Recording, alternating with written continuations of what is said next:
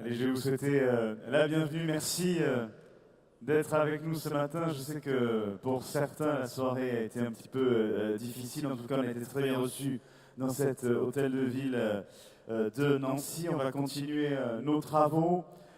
Évidemment, la matinée sera dense puisqu'il y aura à la fois donc deux tables rondes, une sur la concertation. On a vu hier à quel point c'était important pour faire justement adhérer l'ensemble à la fois des citoyens et aussi de la société privée, faire adhérer aux différents projets qui sont portés par les territoires de projets. Donc on va faire une première table ronde qui sera effectivement dédiée à cette concertation et une deuxième liée là aussi à la transition énergétique et au développement écologique des territoires, avant que vous ne rejoigniez en deuxième partie de matinée vos ateliers respectifs pour travailler sur les sujets que vous avez sélectionnés. Et on aura une après-midi, je le sais, que beaucoup attendent, qui sera dédié donc au fonds européen. Et Dieu sait si c'est le nerf de la guerre pour la réalisation donc, de vos projets et surtout sur l'utilisation de ces fonds et le lobbying qu'il faut faire pour avoir des fonds structurels importants dans la programmation 2021-2027. Voilà pour le programme de la journée. Ce sera dense, vous le savez, on va commencer par quelque chose d'important. C'est la notion d'écoute et de concertation des territoires de projet. Et pour nous rejoindre et pour nous en parler, je vous demande d'accueillir Gérard Onesta, Dominique Valk et David Fanfani. David Fanfani qui nous donnera un éclairage italien, puisque David Fanfani est professeur associé, enseignant-chercheur à l'Université de Florence en Italie. On verra avec vous tout à l'heure, cher professeur, justement comment la concertation se fait dans votre pays. Mais auparavant, on a voulu avoir un double éclairage, celui de Gérard Onesta, président du bureau de l'Assemblée du Conseil régional d'Occitanie. On va voir en quel point c'est innovant pour pouvoir écouter on va dire l'ensemble des élus d'un territoire. Et avec vous, Dominique Valk, qui est président du Conseil de développement du Grand Nancy, on va voir justement comment la concertation des citoyens et de la diversité de ces citoyens est aussi importante pour pouvoir porter, impulser et fédérer autour justement des projets. Alors Gérard Onesta, je vais commencer par vous. Je le disais, vous êtes président du bureau de l'Assemblée du Conseil régional d'Occitanie. Vous avez créé une assemblée des territoires pour pouvoir recueillir c'est l'ensemble des avis des élus, y compris les plus petits d'entre eux. Oui, bonjour chers collègues.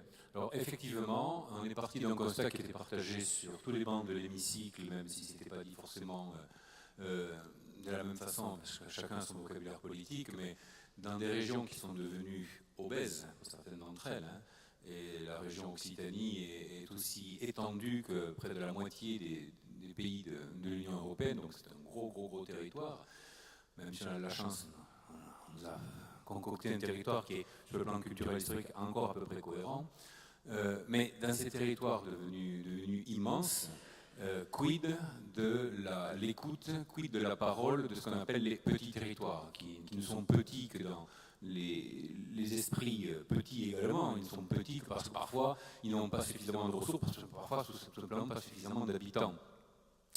Et c'est vrai que les différentes lois qui se sont succédées pour revoir le maillage territorial ont fait monter en gamme les puissants, les métropoles notamment, les grandes régions devenues immenses pour être, paraît-il, vues depuis Shanghai. Moi qui suis ancien vice-président du Parlement européen, je sais comment fonctionnent les régions un petit peu partout dans l'Europe, et je ne suis pas sûr que la puissance se mesure à l'hectare.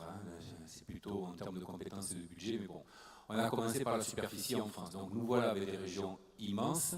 Et en ce qui concerne par exemple l'Occitanie, j'ai discuté il y a peu de temps avec le directeur de la bande de France Occitanie, c'est comme ça que ça s'appelle maintenant, et qui me disait Gérard, tu sais, alors c'est les chiffres de 2016, qui me donné en 2017, les 2 tiers de la TVA qui ont été collectés sur l'Occitanie, les 2 tiers sont tombés sur le Grand Montpellier et le Grand Toulouse. 9 emplois sur 10 créés en Occitanie sont tombés sur le Grand Montpellier et le Grand Toulouse. Alors qu'est-ce qu'on raconte à plus de la moitié de la population qui vit sur plus de 90% de notre territoire, qui ne sont ni à Montpellier ni à Toulouse. Est-ce qu'on dit à un gamin qui naît actuellement dans l'Aubrac, dans les Cévennes ou dans la Camargue, ton avenir gamin, dans 20 ans, c'est forcément Toulouse ou Montpellier? Est-ce que c'est ça que l'on propose? Qu'on le dise, au moins qu'on le dise. Avec ce que ça présuppose de densification urbaine, les problèmes qui vont avec d'un côté, et de désertification, je parle des élus de territoire, vous voyez ce que ça veut dire derrière. Donc, face à ce constat-là, on s'est dit, mais comment on répond? Certains m'ont dit, il y a le conseil régional pour répondre, puisque le conseil régional est là justement pour essayer de faire des équilibres. Mais regardez comment est composé un conseil régional. Et c'est un élu régional qui vous parle. Il est composé sur une base démographique. C'est les grands bassins de population qui déjà fournissent l'essentiel des élus de l'hémicycle. Conseil régional d'Occitanie, je sors les élus du Grand Toulouse, Montpellier, et je rajoute Nîmes, Perpignan, Tarbes, je sors les trois quarts des élus de l'hémicycle.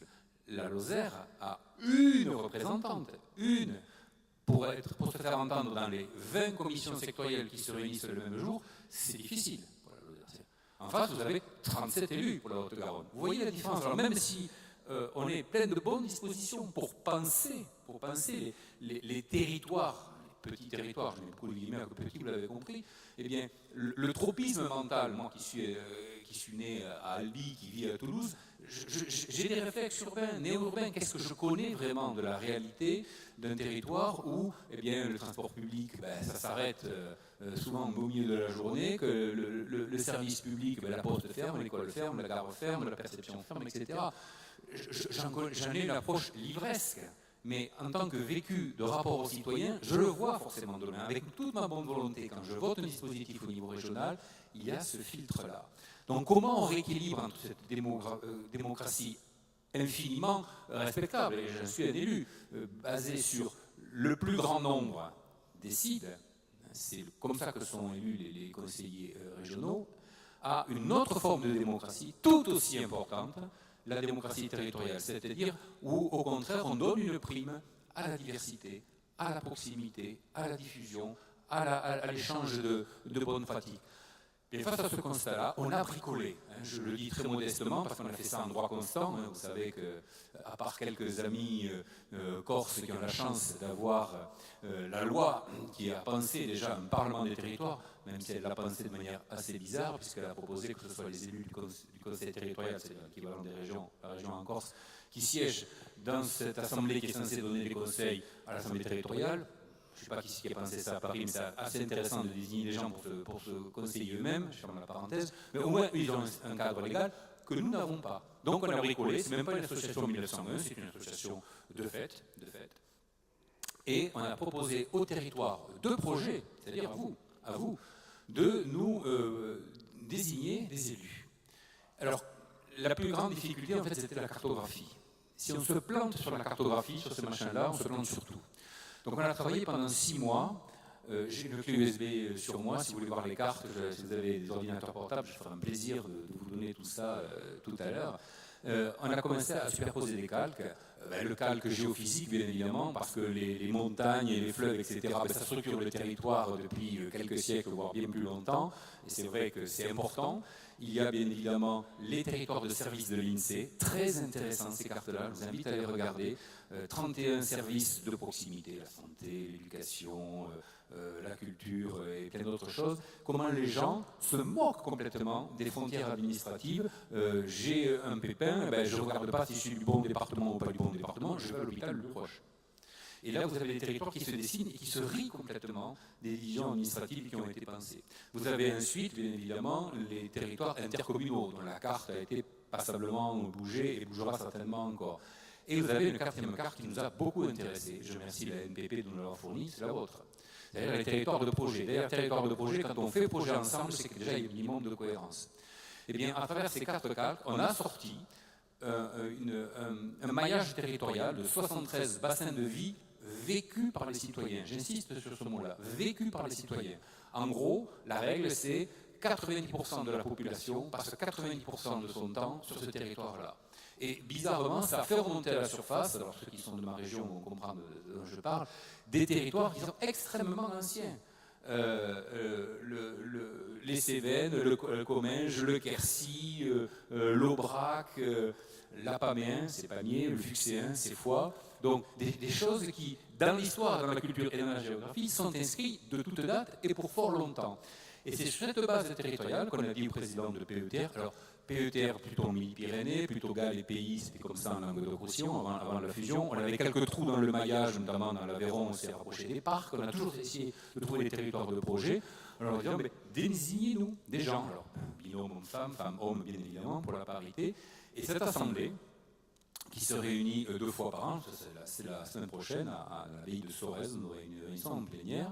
C'est donc des élus qui ne sont pas membres du conseil régional, on n'a pas le droit de se donner du conseil à soi-même, ce serait complètement idiot, mais comme a dit Carole Delga, la présidente de la région Occitanie, si on veut fonder la République des territoires, il ne faut pas simplement tendre le micro, il faut tendre le stylo aussi. C'est-à-dire qu'on invite ces élus-là, pas simplement à discourir, mais à coécrire avec nous, à coécrire. Je vous donne un exemple. Le conseil régional a pondu un magnifique dispositif sur la politique des bourgs-centres, pour revitaliser les bourgs-centres. On était très contents de notre copie, à part qu'on l'avait vu avec notre tropisme de gens qui habitent dans des grandes collectivités. Eh bien, quand cette copie a été vue par l'Assemblée des territoires, qui s'est auto-saisie de cette question-là, parce que l'Assemblée des territoires peut être saisie par la région, mais ce sont des grandes filles et des grands garçons qui peuvent s'auto-saisir, ils ont besoin de l'avis de personne, ils se sont auto-saisis, et ils ont dit, c'est un très bon dispositif, à part que sur les seuils, les amis, vous êtes complètement plantés. Vous mettez le seuil à X milliers d'habitants, ben moi, dans mon secteur, dans les Pyrénées, tant de milliers d'habitants, il n'y a aucun bourg qui a atteint ça.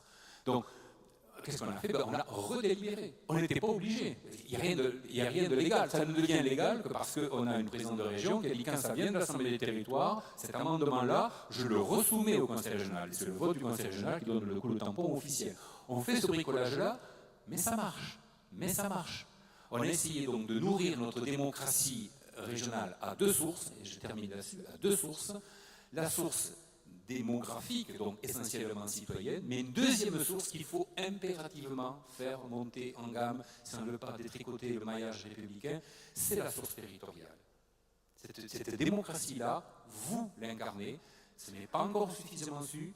Je sais que je parle devant quelques parlementaires là, j'ai été auditionné déjà à l'Assemblée nationale, il y a un peu plus de 2 ans de ça, j'ai même été reçu à l'Élysée pour parler de ces questions-là. C'est dans l'air du temps, tout le monde dit oui, là il y a une vraie source de rénovation, d'intelligence collective, mais quand c'est qu'on passe à l'acte? Alors modestement, avec une modeste moyenne, nous avons essayé d'innover.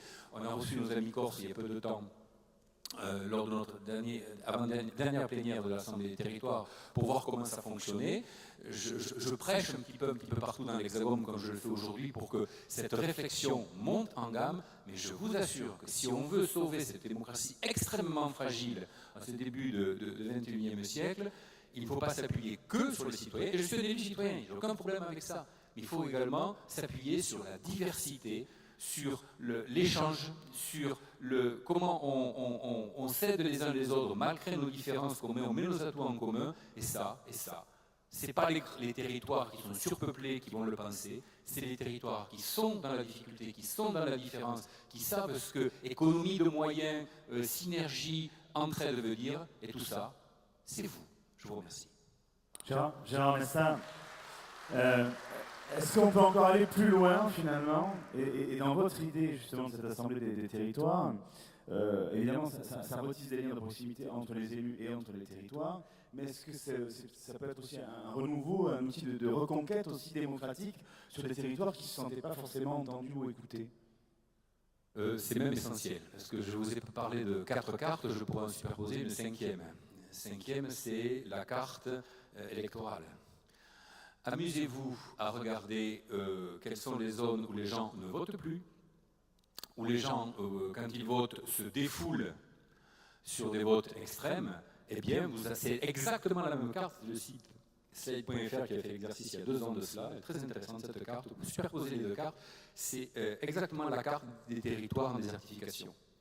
Moi, je suis désolé, quand je vois dans les Pyrénées des communes où il y a 80% de vote pour l'extrême droite, le dernier sarrasin qu'on a vu, il date de Charles Martel. Et encore, Charles Martel n'a rien arrêté, tout le monde sait que c'est le duc d'Aquitaine qui, un an avant, avait arrêté les sarrasins. Je ferme la parenthèse, on ne réécrit pas l'histoire. Bon, mais on voit bien que c'est une façon de dire « j'ai tout perdu, comment je me fais entendre? Comment je gueule plus fort ?» Donc, effectivement, si on réussit ce pari, une fois de plus avec des moyens mais dérisoire, c'est 0,002% du budget. Les élus qui viennent à l'Assemblée des territoires ne reçoivent aucun émolument. C'est à travers vos maigres émoluments de conseillers municipaux, de maires, de conseillers départementaux que vous venez, chers amis, à l'Assemblée des territoires et vous prenez là-dessus pour venir en débat à la région. Mais si on réussit ce pari, si effectivement on dit ce que vous dites est important, chaque fois que vous dites quelque chose, on l'écoute, on l'intègre et on pense à nos dispositifs d'entraide, pas simplement vus depuis Toulouse, depuis Montpellier, mais vus depuis les territoires que vous représentez, c'est une majorité de population, c'est l'écrasante superficie des territoires, ça change le rapport à la politique. Et c'est de nature à ce que ce 5e calque évolue lui aussi. Voilà pourquoi, quand on a proposé l'Assemblée des territoires, il y a eu quelques oppositions dans l'hémicycle de gens à qui, visiblement, on est en train de casser le fonds de commerce. Merci Gérard Onesta. On va maintenant parler de la concertation citoyenne. On a évoqué un certain nombre de cas. Hier, il y a même eu un prix qui a été remis à un pays pour la concertation justement citoyenne. Avec vous, Dominique Valls, vous êtes le local de l'État, parce que vous êtes président du Conseil de développement du Grand Nancy. Alors là aussi, vous avez un conseil de développement qui utilise bien sûr la concertation citoyenne, et vous avez essayé de trouver différents dispositifs pour pouvoir justement faire en sorte que le citoyen vienne et s'exprime. Oui, alors je voudrais quand même avant tout souscrire à comment ce que vient de dire Gérard Onesta.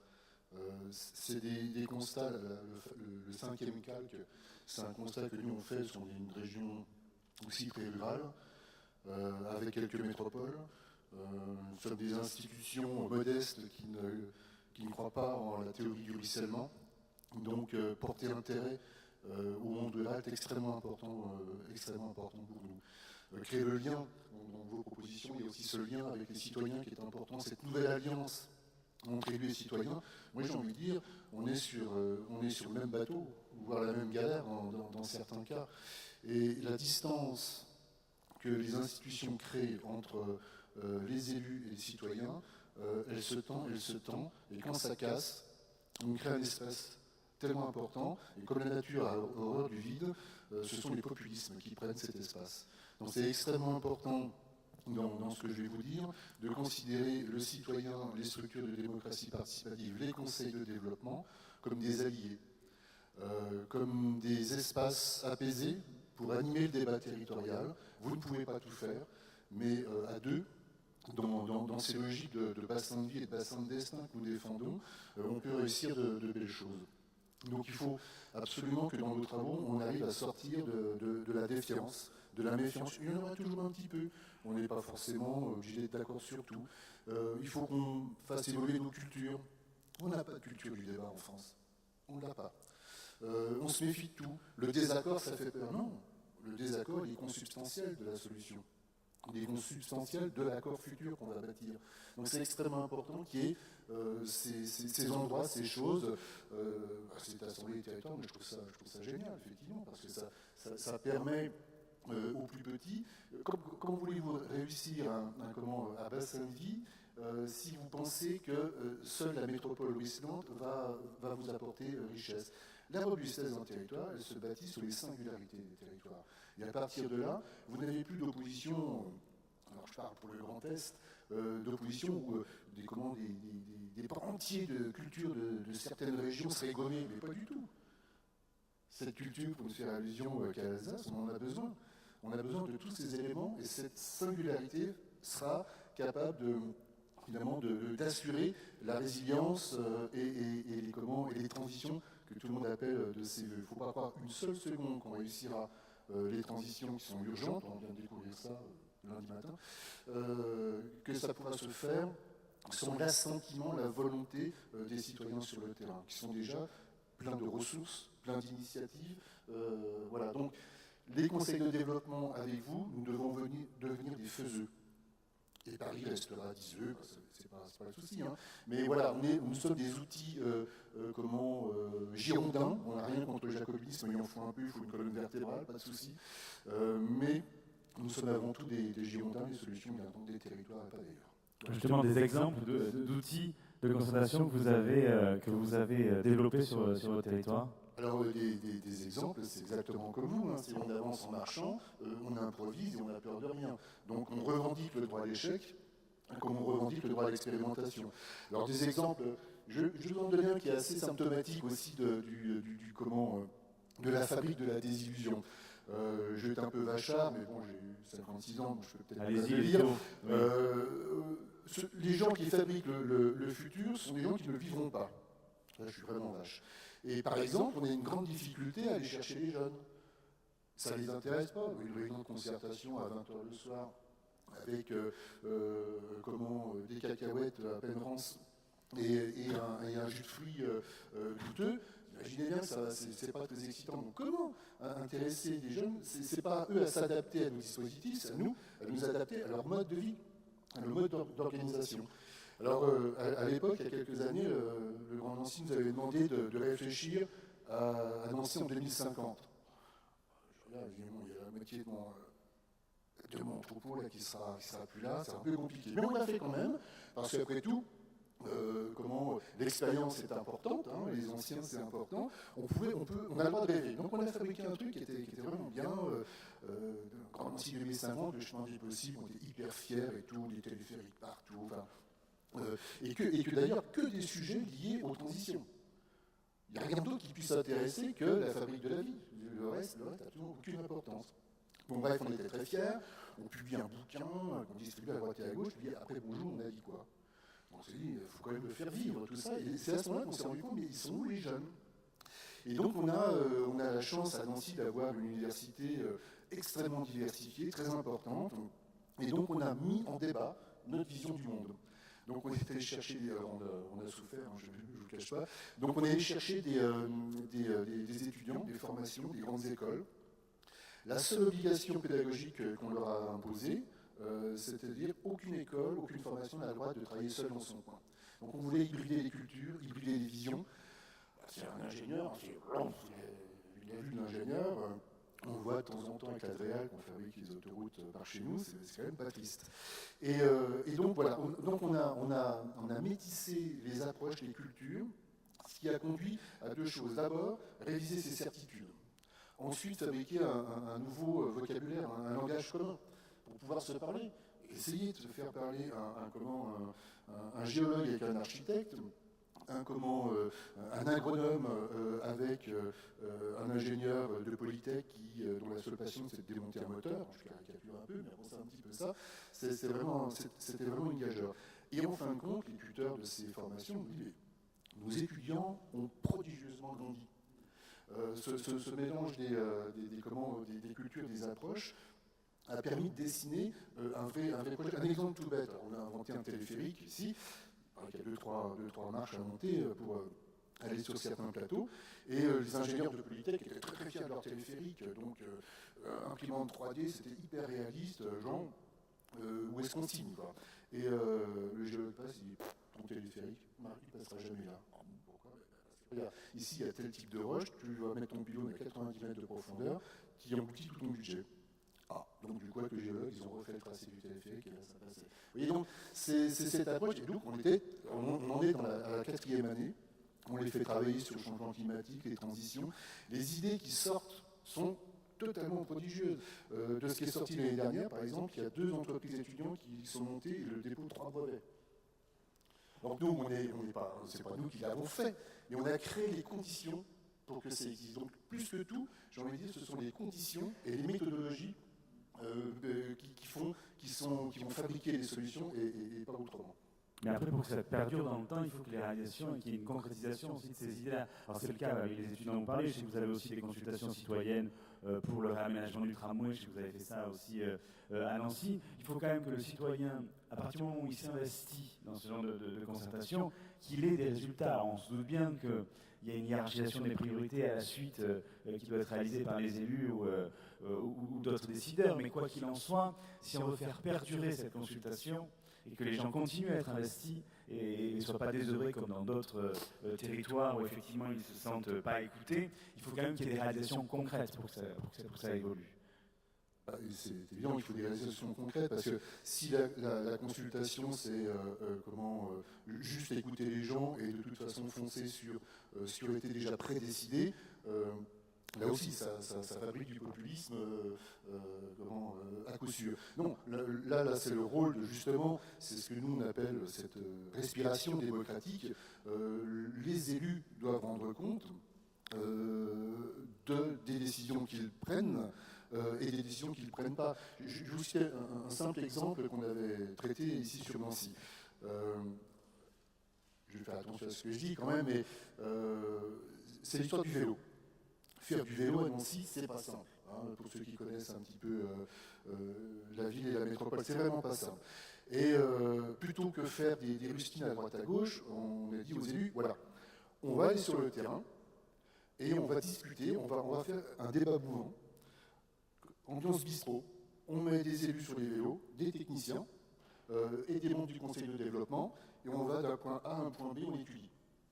Comme je le dis de manière un peu chafouine, l'objectif suprême, c'était d'arriver vivant au point B. C'est vraiment pas simple.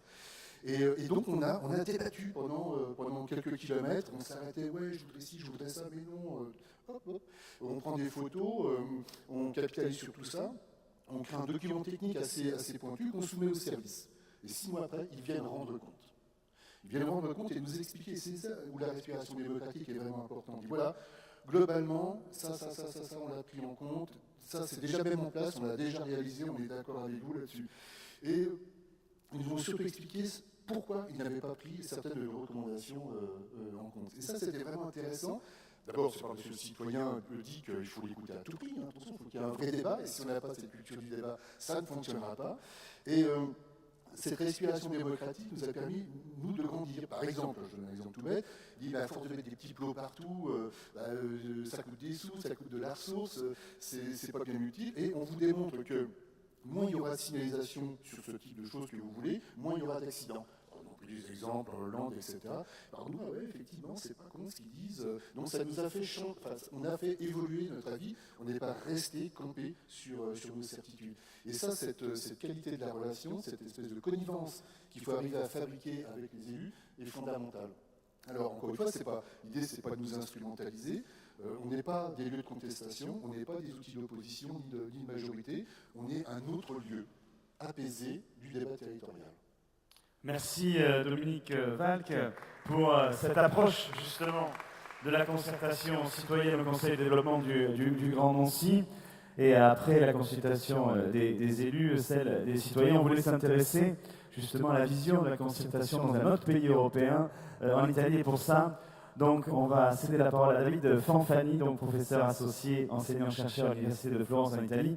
Et comme on ne pouvait pas parler de consultation sans vous permettre aussi d'interagir avec nous, certes, il y a les ateliers pour ce faire, certes, vous allez pouvoir poser vos questions, mais on a une consultation, hein, vous avez vu ce petit papillon qui est à peu près partout ici, y compris dans les toilettes, je le dis comme ça, moi c'est fait, où vous avez un QR code pour recueillir justement vos avis et vos commentaires sur ces 2 jours d'états généraux qu'on a le plaisir de partager avec vous. David Fanfani.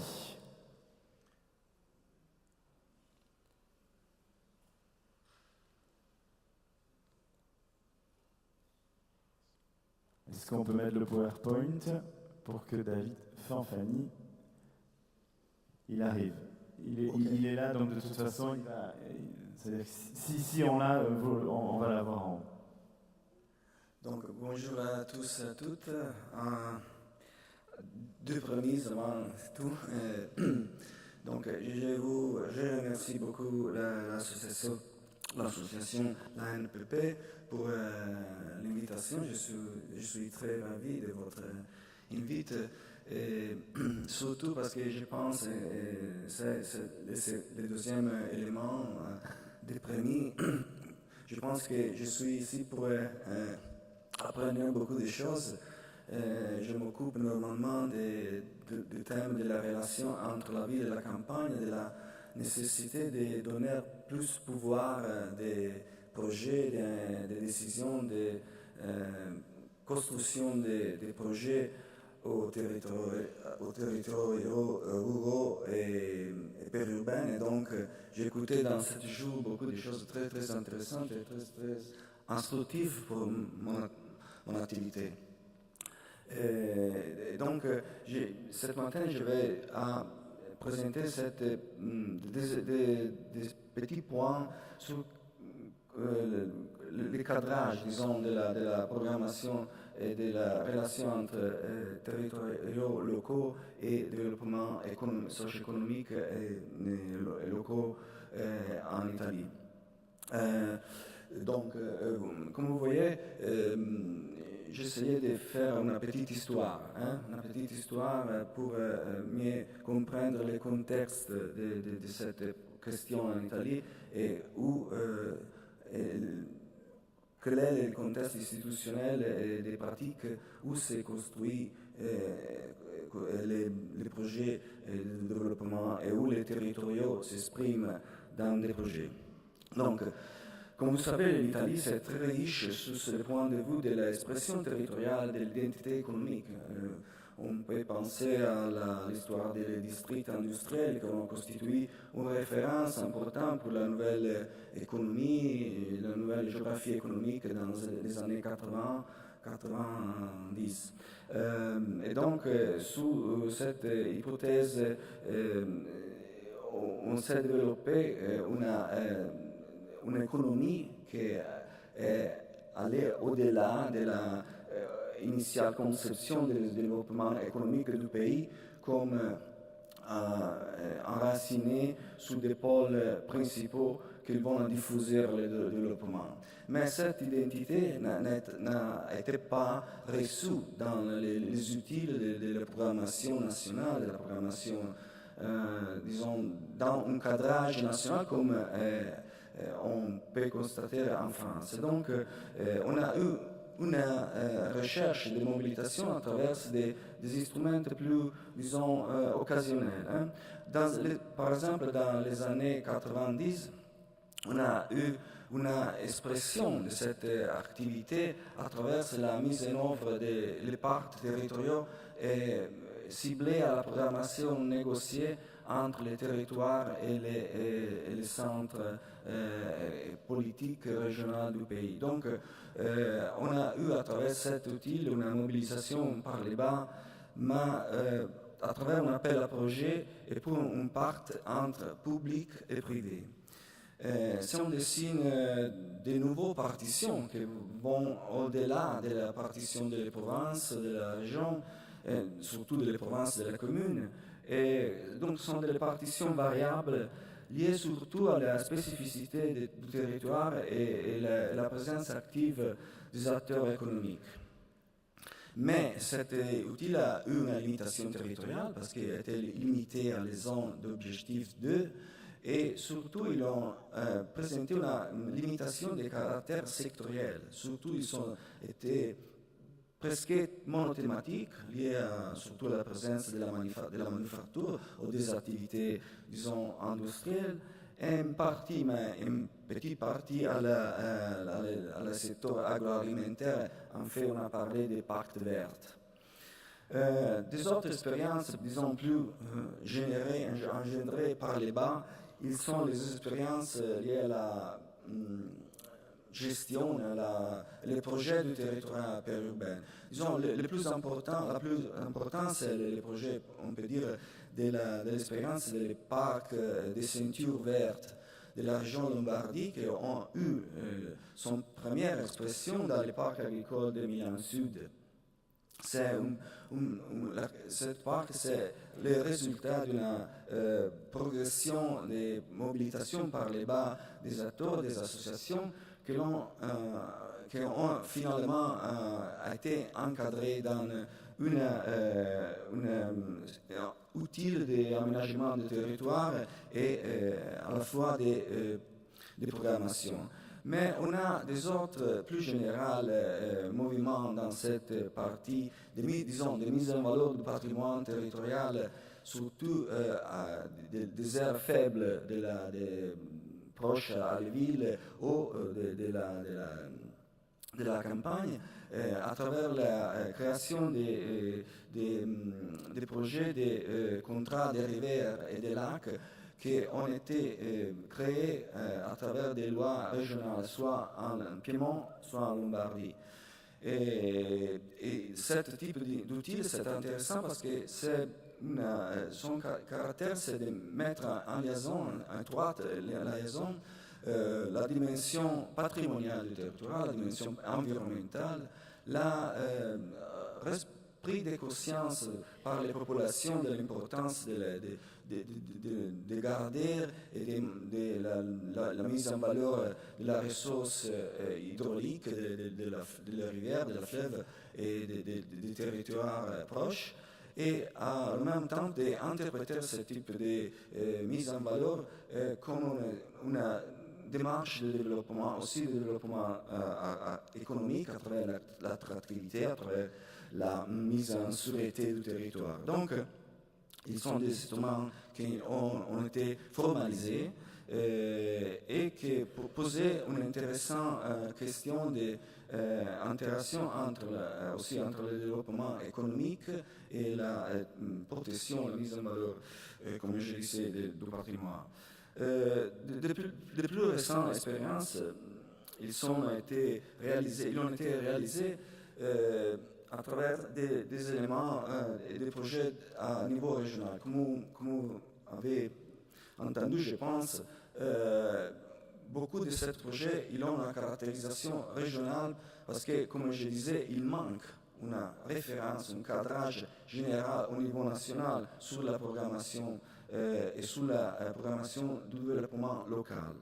Et donc, on a des expériences à travers des plans paysagers. Ici, je vais vous montrer les plans de la Toscane et de la Puglia, parce qu'ici, on a été présenté, on a été poursuivre une démarche d'étroite interaction entre quels que sont les caractères patrimoniaux, identitaires des différents territoires régionaux et dans les territoires régionaux des différentes parties, disons des différentes zones paysagères, et la dimension de la création des projets stratégiques des territoires. Et donc, je vais vous montrer seulement le cas de la Toscane, où a été présenté à travers les plans paysagers régionaux un projet de mobilité lente qui va mettre en réseau tout un ensemble de projets qui, en effet, déjà en partie, ils existent. Mais ils ont besoin d'être mis en réseau, d'être encadrés dans une vision générale, de façon que chaque municipalité, chaque secteur de la province peut développer à fur et à mesure chaque type de partie de ce projet. Donc, c'est un projet très intéressant qui c'est effectivement un projet de territoire. C'est un homme qui a été créé pour ce type d'approche et qui va faire partie du plan régional. Le cas de la Puglia, c'est similaire, et je dois dire en plus que le plan paysager de la Puglia a créé plusieurs projets stratégiques de territoire dans la région à travers la mobilisation, aussi l'écoute dans chaque zone paysagère de la population, des rencontres avec les habitants. Ils ont été créés des communautés qui s'appellent sous le modèle de parish map des Anglais. Et donc, le résultat, c'est la création des projets ici liés, par exemple, à l'énergie et la relation entre les paysages et la création d'un système de production locale d'énergie renouvelable. La création d'un système, par exemple, d'un général pacte régional ville-campagne, où chaque centre urbain a été interprété en relation avec son territoire à l'alentour, et qui a permis de créer, d'envisager aussi une nouvelle économie de l'agriculture périurbaine. Et donc, c'est disons, des autres éléments d'innovation. Le dernier élément que je vais vous présenter, c'est peut-être une première stratégie vraiment nationale qui a été mise en œuvre par le département de la cohésion territoriale du ministère du Développement économique, par l'action surtout d'un acteur très important historiquement très important dans ce secteur, que c'est Fabrizio Barca, qui a proposé la stratégie nationale pour les zones de l'intérieur, comme on dit en France, de l'arrière-pays, où on a un problème territorial, mais on a aussi beaucoup de ressources qui sont sous-évaluées, qui sont abandonnées et sont délaissées. Et donc, sont zones soumises à des croissances démographiques abandonnées, ou à une perte de présence et donc de protection anthropique. On a les 3 camps du territoire national en carte de la population. Et donc, ils sont très importants où on a encore une présence et une culture de la manufacture, de l'artisanat très importante et très rentable sur le point de vue économique. Donc, c'est nécessaire, selon l'action du ministère, de développer une nation visant à l'amélioration de la qualité de la vie, la création de services, mise en valeur du capital territorial pour le développement endogène.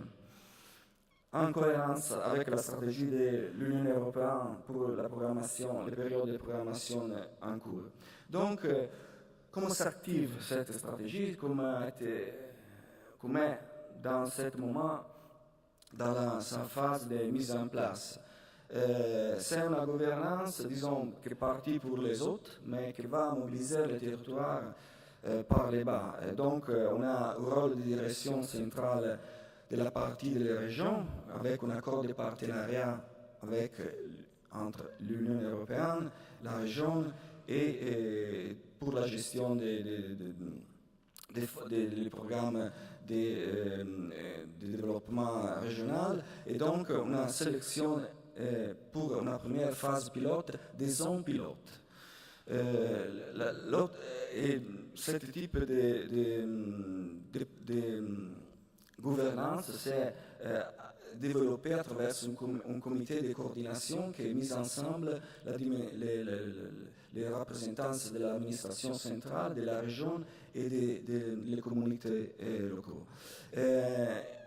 Il a des caractères de multiscalarité, c'est développé à travers un accord de programme cadre, qui est un outil institutionnel,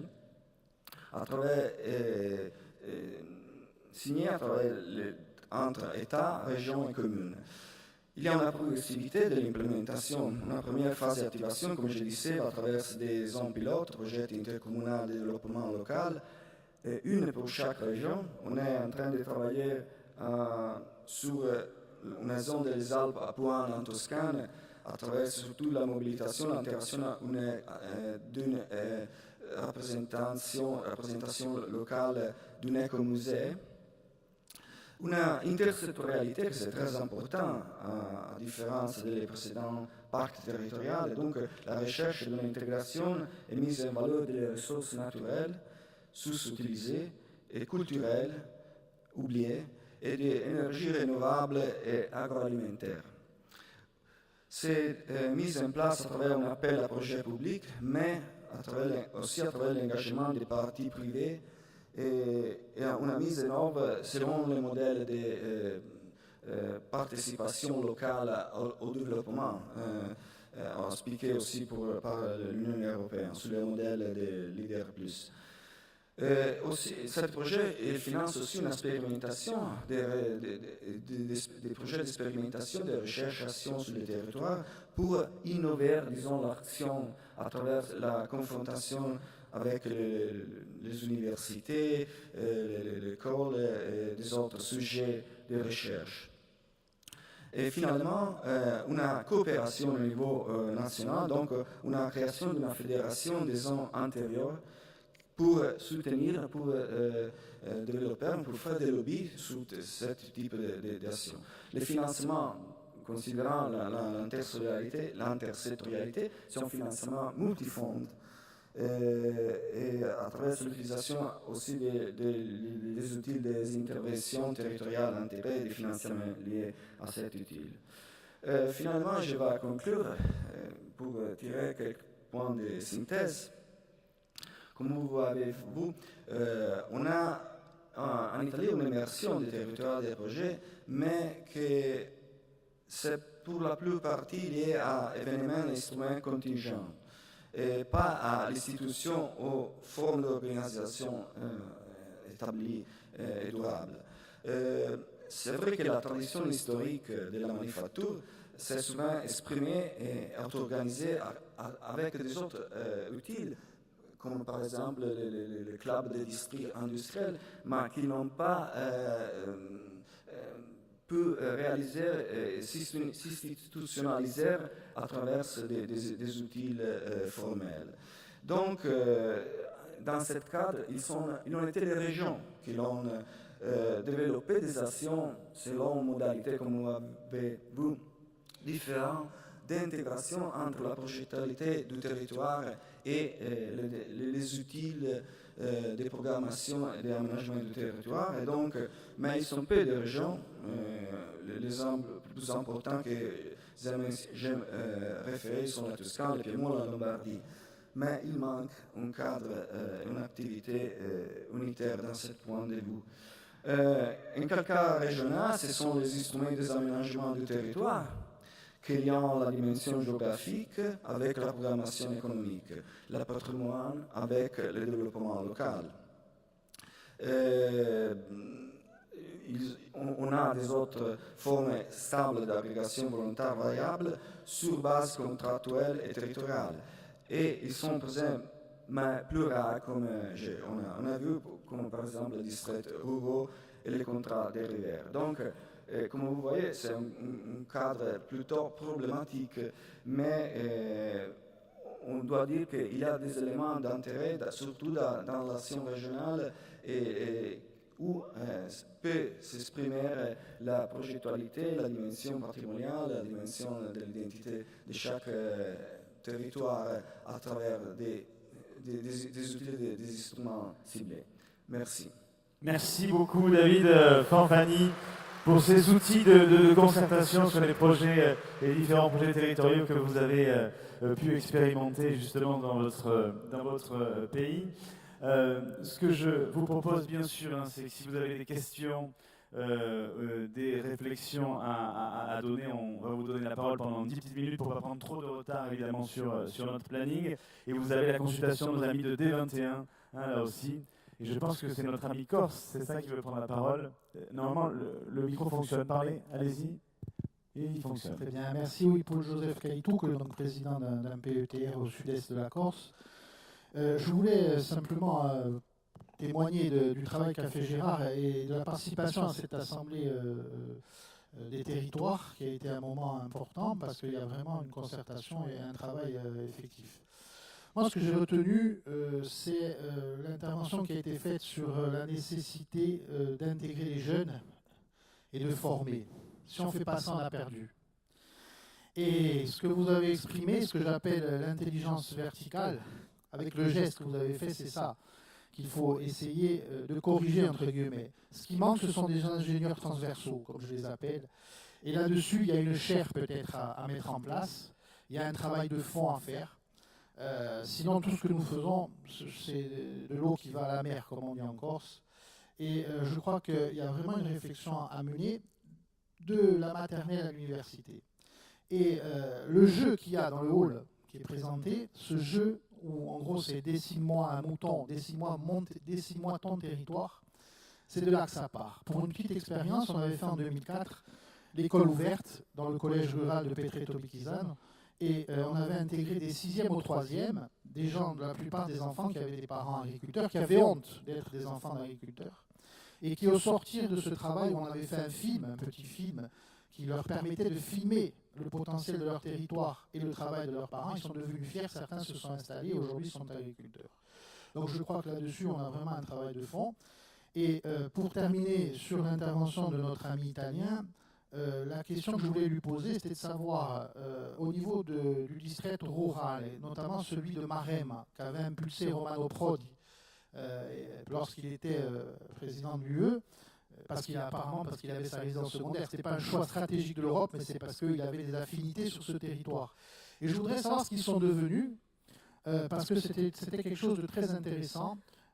Et je sais qu'il y avait eu un retour d'expérience là-dessus, donc si on pouvait avoir ces éléments-là, à mon avis. Et puis le dernier point, c'est que est-ce que dans votre synthèse, vous avez exprimé le fait qu'il n'y avait pas d'organisation de structuration, est-ce que tout simplement ce n'est pas parce que l'Italie a des régions autonomes, pratiquement autonomes, et que donc il y a peut-être moins de nécessité d'avoir cette structuration-là par rapport à d'autres États plus jacobins. Voilà. Merci pour vos questions. Peut-être Dominique Valk en premier, et ensuite M. David Fanfani. Comme je pourrais dire sur Twitter, je plus sois, évidemment. Et c'est l'éducation, on ne naît pas citoyen.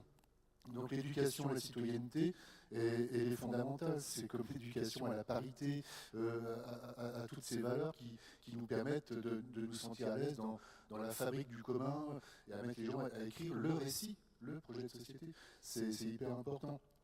Et dans cet ordre d'idées, avec les conseils de développement sur le Grand Est, travaillent beaucoup avec leur Césaire. Et le Césaire, c'est pareil.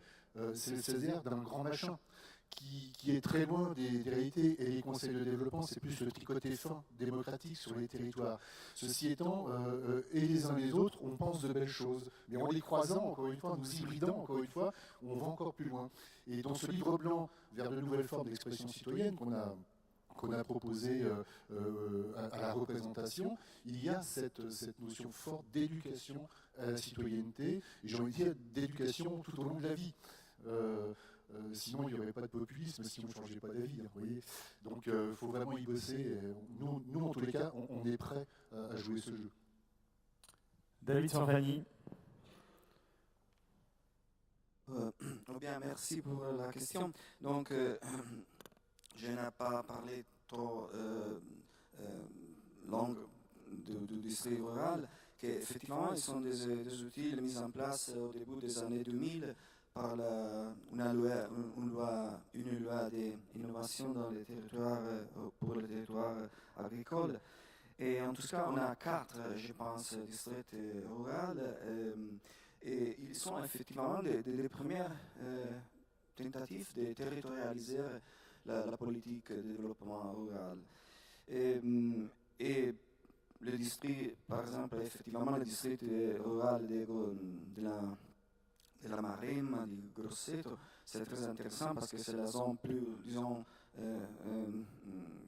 caractérisée pour une présence, disons, des caractères rural profonds.